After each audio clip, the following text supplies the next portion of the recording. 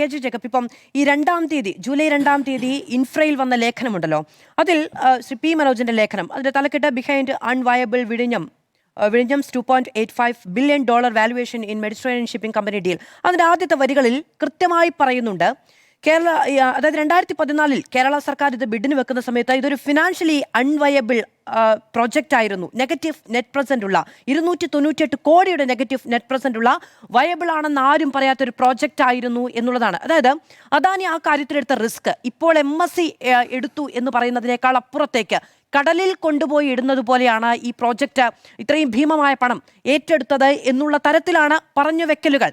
നമ്മൾ കേരളം ഈ പറയുന്ന ക്ഷയിച്ച ജന്മകുടുംബങ്ങൾക്കുള്ളതുപോലെ കരമടയ്ക്കാൻ കാശില്ലാത്ത കുറച്ച് ഭൂമി നമ്മൾ ഈ പ്രോജക്റ്റിന് വേണ്ടി മുന്നോട്ട് വെക്കുന്നു. ആരെങ്കിലും വന്നത് ചെയ്യണം, നമുക്കിത് കഴിയില്ല.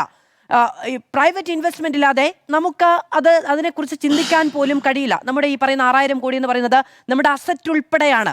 അത് മുന്നോട്ട് പോകാനുണ്ടായിരുന്ന ഏക വഴി എന്ന നിലയ്ക്കാണ് ഈ കരാർ ഒപ്പുവെച്ചത്. ശരിയാണ്, ഇത്രയും വർഷക്കാലത്തേക്ക് അതിൻ്റെ നടത്തിപ്പ് വരുമാനത്തിലൂടെ കിട്ടുന്ന മുഴുവൻ പണവും ഏറെ വർഷങ്ങൾക്ക് ശേഷം 1%, പിന്നെ 2%, 3% എന്ന നിലയ്ക്ക് നാമമാത്രമായ ലാഭവിഹിതത്തിലൂടെ കൊടുക്കേണ്ടി വരുന്നൊരു ഗതികേടെന്ന് നമുക്കുണ്ടായിരുന്നതിൽ തർക്കമില്ലല്ലോ. പിന്നീട് ഈ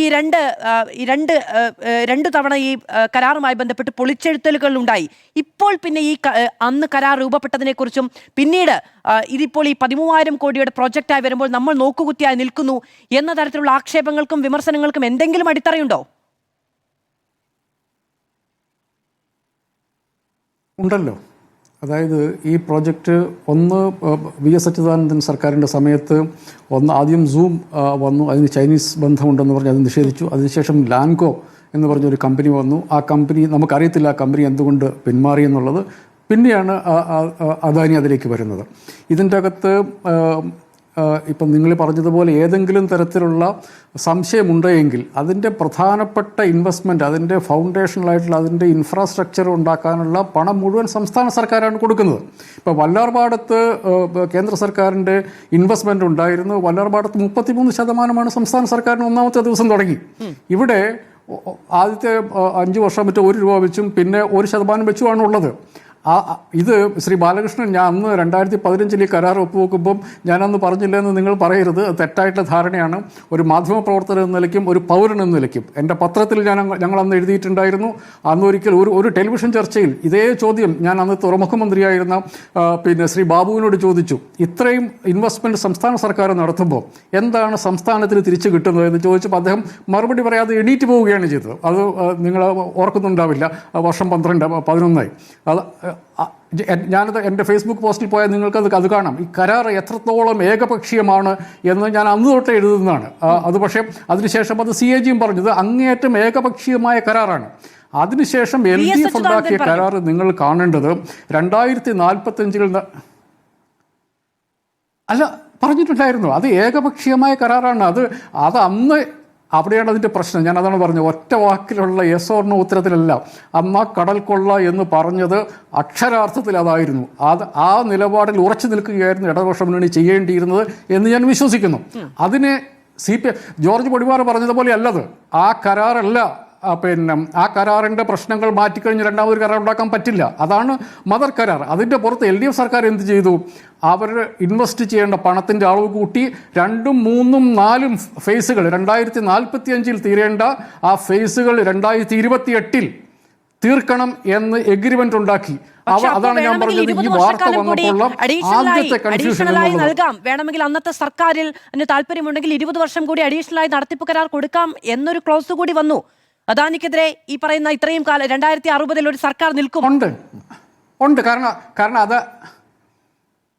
അതാണ് അന്നൊരു സർക്കാർ ഉണ്ടാവും. അദാനി ഇത്രയും വലിയ ഇൻവെസ്റ്റ്മെന്റ് ഇത്രയും നേരത്തെ ചെയ്യണം. അയാൾ ഇത്രയും നേരത്തെ ചെയ്യുകയും 2 കൂട്ടർക്കും താല്പര്യമുണ്ടെങ്കിൽ അത് അന്നത്തെ കാലത്ത് സർക്കാർ എടുക്കട്ടെ. ഇപ്പം VD സതീശൻ എടുക്കേണ്ട പോലത്തെ ഒരു തീരുമാനം അന്ന് എടുക്കട്ടെ. ഞാൻ പറഞ്ഞു വന്നതല്ല, ഈ 2028 ഡിസംബർ 31 2, 3, 4 ഫേസ് ഇൻവെസ്റ്റ്മെൻറ്റ് നടത്തണം എന്ന് നിർബന്ധിച്ചു എന്നുള്ള അതാണ് LDFൻ്റെ കരാർ. നിങ്ങൾ പറയുന്ന പോലെ ആദ്യത്തെ കരാർ എടുത്ത് ഈ ട്രാൻസ്ഫർ എന്നുള്ളത് ആദ്യത്തെ കരാറിൻ്റെ ഭാഗമാണ്. അത് ഓൾട്ടർ ചെയ്യാൻ വേണ്ടി പറ്റില്ല. കാരണം അത് 2 കൂട്ടർ കൂടി എഗ്രി ചെയ്തതാണ്. അതിനുശേഷം LDF സർക്കാർ ചെയ്തത് 2040 തീരേണ്ട പദ്ധതി 2028 കൊണ്ടുവന്നു എന്നുള്ളതാണ്. ആ കരാറിൻ്റെ പേരിൽ നിങ്ങൾ എങ്ങനെയാണ് LDF സർക്കാരിനെ കുറ്റം പറഞ്ഞത്? എനിക്ക് മനസ്സിലായില്ല അതിൻ്റെ ലോജിക്ക്. നമ്മളിപ്പോൾ കാണേണ്ടത് നമ്മുടെ മുമ്പിലുള്ള യഥാർത്ഥ പ്രശ്നം എന്നുള്ളത്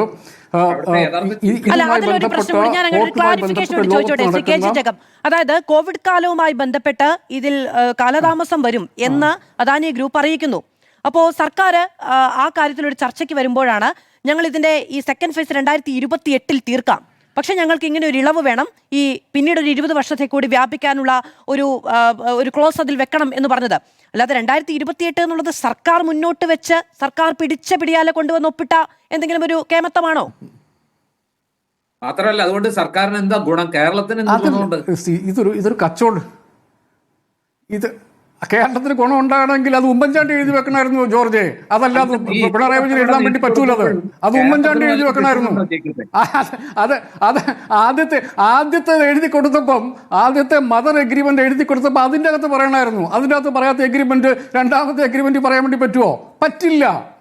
അതാണ് ഈ ഇൻവെസ്റ്റ്മെന്റ് ഇവിടെ കൊണ്ടുവന്നു. അതാണ് മധു അതിനകത്ത് ഏറ്റവും പ്രധാനപ്പെട്ട പ്രശ്നം. 20 വർഷം അന്നത്തെ സർക്കാരിന് നീട്ടിക്കൊടുക്കാവുന്നതാണെന്നേ. അന്നത്തെ കോൺഗ്രസ് സർക്കാർ വരുമ്പോൾ വേണ്ടാന്ന് വെച്ചോ. അതല്ല ജോർജിയ പ്രശ്നം. അന്ന് ഈ 28 പിണറായി വിജയൻ്റെ ലീവ് എന്ന് പറഞ്ഞാൽ വളരെ കുറവാണ്. കാരണം മദർ എഗ്രിമെന്റ് ഉണ്ടാക്കി വെച്ചിരിക്കുകയാണ്. ഒറ്റ പോയിന്റ് കൂടെ ഞാൻ പറയാം. അതായത് ഈ വാർത്ത അന്താരാഷ്ട്ര മാധ്യമങ്ങൾ എങ്ങനെയാണ് റിപ്പോർട്ട് ചെയ്യുന്നത്? ഇത് റിപ്പോർട്ട് ചെയ്യുന്ന അദാനി അയാളുടെ സ്റ്റേക്ക്, അയാളുടെ ഓഹരി വിൽക്കുന്നു എന്നുള്ളതാണ്. ദേശാഭിമാനി അടക്കം കേരളത്തിലെ മാധ്യമങ്ങൾ എങ്ങനെയാണ് റിപ്പോർട്ട് ചെയ്യുന്നത്? ഇവിടെ എന്തോ നിക്ഷേപം വരുന്നു എന്നുള്ളത്. ഇവിടെ ഒരു നിക്ഷേപവും ഇല്ല. 2028 ഈ 4 ഫേസും കംപ്ലീറ്റ് ചെയ്യാനുള്ള നിക്ഷേപം കൊണ്ടുവരാനുള്ള ഉത്തരവാദിത്തം അദാനി കമ്പനിക്കുണ്ട്. അവരത് ഇപ്പം MSC വരുമ്പോൾ ഡോളറിൽ വരുന്നു എന്നുള്ളതേ ഉള്ളൂ. അത് ഇപ്പം ഡോളറിൽ വരുന്നു. റിസർവ് ബാങ്ക് ഓഫ് ഇന്ത്യക്ക് സന്തോഷമായി, ഗവൺമെൻറ് ഓഫ് ഇന്ത്യക്ക് സന്തോഷമായി, കുറച്ച് ഫോറിൻ എക്സ്ചേഞ്ച് കിട്ടും. നമ്മളെ സംബന്ധിച്ചിടത്തോളം ആ ഇൻവെസ്റ്റ്മെൻറ്റ് 2028 ഡിസംബർ 31 വരാനുള്ള കരാറ് പിണറായി വിജയൻ ഒപ്പിട്ട് വെച്ചിട്ടുണ്ടായിരുന്നു. അപ്പോൾ അതിൻ്റെ പുറത്ത് അയാളുടെ പുറത്ത് മുക്കിട്ട് കയറുന്നതിന് യാതൊരു ലോജിക്കുമില്ല ജോർജ്. അത് അയാൾ ഉണ്ടാക്കി വെച്ചതാണ്. അപ്പോൾ ആ ഇൻവെസ്റ്റ്മെന്റ്, അതാണ് ഞാൻ പറഞ്ഞത്, പാർട്ടിക്ക് അതിനെക്കുറിച്ച് നിലപാടില്ലാതായി പോയെന്നുള്ളത്. ഈ വിഷയം എന്താണ് എന്ന് പോലും മനസ്സിലാക്കാതെ ദേശാഭിമാനി ഒരു അഭിപ്രായം പറയുന്നു, പാർട്ടിയുടെ നേതാക്കന്മാർ ഒരു അഭിപ്രായം പറയുന്നു, പറയാതിരിക്കുന്നു. അതാണ് ഒറ്റ കാര്യം കൂടി. ഇത് പോർട്ട് എന്നുള്ളത് ലോകത്തെല്ലായിടത്തും ശാക്തിക ചേരികളുടെ ഗുസ്തിയിലാണ് ഇപ്പോൾ നിൽക്കുന്നത്. അമേരിക്കയും ചൈനയും 2 വശത്തായി വളരെ വലുതായിട്ട് പോർട്ട് ഇൻഫ്രാസ്ട്രക്ചർ വേണ്ടി ഗുസ്തി പിടിച്ചുകൊണ്ടിരിക്കുകയാണ്. നമ്മൾ കാണേണ്ടത് പനാമ കനാൽ. 2ാമത്തെ പ്രാവശ്യം ഡൊണാൾഡ് ട്രംപ് അധികാരത്തിൽ വന്നപ്പം പനാമ കനാലിൻ്റെ പുറത്ത് അമേരിക്കൻ താല്പര്യമില്ല, അതുകൊണ്ട് ഞങ്ങൾ ചിലപ്പോൾ കനാൽ തന്നെ ഏറ്റെടുക്കും എന്ന് ട്രംപ് ഭീഷണിപ്പെടുത്തി, നമ്മൾ ഓർക്കുന്നുണ്ടല്ലോ. എന്നിട്ട് അവിടെ എന്താണ് സംഭവിച്ചത്? അവിടെ സംഭവിച്ചത് ഇപ്പം നമ്മൾ ഈ പറയുന്ന MSC കമ്പനിയും ഇപ്പം വിഴിഞ്ഞം പോർട്ട് ഏറ്റെടുക്കാൻ വേണ്ടി പോകുന്ന മുണ്ടായി ലിമിറ്റഡ് എന്ന് പറയുന്ന അതായത് ബ്ലാക്ക് റോക്ക് എന്ന് പറയുന്ന ലോകത്തിലെ 13 ട്രില്യൺ അസറ്റ് കൈകാര്യം ചെയ്യുന്ന ഒരു കമ്പനിയും കൂടി ചേർന്നിട്ട് ഇപ്പോൾ 2 ലക്ഷം കോടി രൂപയുടെ പോർട്ടുകൾ ഇപ്പോൾ പാനമ കനാലിന് ചുറ്റും പടുന്നുകൊണ്ടിരിക്കുകയാണ്. അവർ ഏറ്റെടുത്ത് കഴിഞ്ഞിരിക്കുന്നു ഓൾറെഡി. എന്ന് വെച്ചാൽ അന്താരാഷ്ട്ര ശാക്തിക ചേരികളുടെ പക്ഷം പിടിക്കലിൽ കക്ഷികളായിട്ടുള്ള കമ്പനികളാണ് വിഴിഞ്ഞത്ത് വന്നിരിക്കുന്നത്. ഇതിനെക്കുറിച്ച് അതായത് റഷ്യയും അമേരിക്കയും ചൈനയും തമ്മിൽ നടത്തുന്ന ഈ യുദ്ധത്തിൽ എന്ത് നടപടിയാണ് എടുക്കേണ്ടത് എന്നുള്ളത്, നെഹ്റുവിയൻ സോഷ്യലിസ്റ്റ് എന്ന് പറഞ്ഞ് നടക്കുന്ന VD സതീശനാണ് ഈ ചോദ്യങ്ങൾക്ക് തീരുമാനം. അത് അദ്ദേഹത്തിന് മാത്രമല്ല, ഈ നെഹ്റുവിയൻ സോഷ്യലിസ്റ്റ്, അതായത് പണ്ട് ശാക്തി ചേരികൾ ഉണ്ടായിരുന്നപ്പോൾ ചേരിചേരാ നയം ഉണ്ടാക്കിയ നെഹ്റുവിൻ്റെ പിൻഗാമി അദ്ദേഹത്തിൻ്റെ ആളാണെന്ന് പറഞ്ഞ് നടക്കുന്ന സതീശനാണ് പറയേണ്ടത്. ഈ പോർട്ടിൻ്റെ കേരളത്തിൽ അദ്ദേഹത്തിന് മുമ്പിലുണ്ട് ഇപ്പോൾ ഫയല്. അതിൻ്റെ മുമ്പിൽ നെഹ്റുവിയൻ സോഷ്യലിസ്റ്റായ സതീശൻ എടുക്കേണ്ട തീരുമാനത്തിൻ്റെ പുറത്താണ് നമ്മൾ CPMലെ തുച്ഛമായിട്ടുള്ള വർത്തമാനത്തിൻ്റെ പുറത്തേക്ക് ഈ ചർച്ച കൊണ്ടുപോകുന്നത്.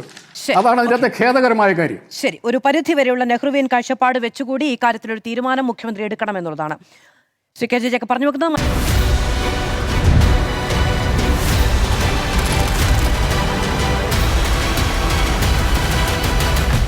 ഡിബേറ്റ് വിത്ത് മാധു സജി.